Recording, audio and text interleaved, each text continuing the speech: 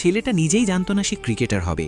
একদিন তাকেই দেখে একজন শিক্ষক বুঝে ফেলেছিলেন এই ছেলেটা একদিন ইতিহাস বানাবে। ছোটবেলায় এলি ক্রিকেট খেলতো না, তার পুরো মন ছিল ফুটবলে, বিশেষ করে গোলকিপিংয়ে। যেদিন স্পোর্টস টিচার প্রথম এলিকে গোল পোস্টের নিচে ঝাঁপাতে দেখেন, সেদিনই তার মাথায় একটা বিষয় পরিষ্কার হয়ে যায়, এই রিফ্লেক্স ফুটবলের নয়, এই রিফ্লেক্স ক্রিকেটের। টিচার তখনই কিছু বলেননি, আগে নিশ্চিত হতে চেয়েছিলেন। তিনি আরেকজন ছাত্রকে ডেকে পাঠান এবং তাকে এলির কাছে পাঠান।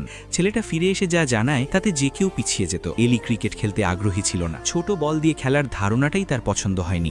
টিচার কিছুক্ষণ চুপ করে থাকেন, মুখে হতাশা থাকলেও মনে বিশ্বাস নড়ে না। পরদিন সিঁড়ি দিয়ে নামতে নামতেই আবার চোখে পড়ে এলি। এবার আর ঘুর পথ নেননি, সরাসরি কথা বলেন, ট্রায়ালের কথা শোনান। এলি প্রথমে অবাক হয়, কিন্তু সুযোগের কথা শুনে রাজি হয়ে যায়। স্টেডিয়ামে গিয়ে শুরু হয় আসল পরীক্ষা। টিচার তখন অন্য একজন বাচ্চাকে শেখাচ্ছিলেন। ঠিক তখনই এলি এসে দাঁড়ায়, তার হাতে তুলে দেওয়া হয় উইকেট কিপিং গ্লাভস। শুরুতে সমস্যা হয়, বল ছোট, গতি দ্রুত, কিন্তু কয়েকবারের চেষ্টাতেই এলি ক্যাচ নিতে শুরু করে, একটার পর একটা। এই জায়গায় টিচার বুঝে যান ছেলেটা সাধারণ নয়। এলি নিজেই জানায় তার কিপিং এর চেয়ে ব্যাটিং বেশি পছন্দ, কিন্তু টিচার জানতেন এখন ব্যাট ধরালে ভবিষ্যৎ ক্ষতিগ্রস্ত হবে। তিনি সিদ্ধান্ত নেন, আগে কিপিং, তারপর অন্য কিছু। শর্ত একটাই, প্রতিদিন স্কুলের পর 2 ঘন্টা প্র্যাকটিস। এলি রাজি হয়, শুধু গ্লাভসগুলো বাসায় নেওয়ার অনুমতি চায়। টিচার সম্মতি দেন। বাড়িতে ফিরে এলি তার বোন লিলিকে সব বলে। বোন শোনে, তারপর পরিচিত সতর্কতা আসে, পড়াশোনা বাদ দেওয়া চলবে না। কিন্তু সবচেয়ে বড় বাধা ছিল এলির বাবা। মা অনেক বোঝান, শেষে বাবা রাজি হন, তবে একটা কথা পরিষ্কার করে দেন, পড়াশোনা ছেড়ে দিলে জীবনে কিছুই হবে না। কারণ এলির বাবা স্কুলের বাগানে পানি দিতেন, সেখান থেকেই সংসার চলত। তাই দিনে মাঠ, রাতে পড়াশোনা, এইভাবেই চলতে থাকে এলির দিন। কিন্তু মনের ভেতরে ব্যাটিং এর আগুনটা ধীরে ধীরে বড় হচ্ছিল। যখনই ব্যাট চাইতো, কোচ গ্লাভস ধরিয়ে দিতেন। একদিন হঠাৎ সুযোগ আসে, কোচ সেদিন স্টেডিয়ামে ছিলেন না। এই ফাঁকেই এলি স্পোর্টস ক্যাপ্টেনের কাছে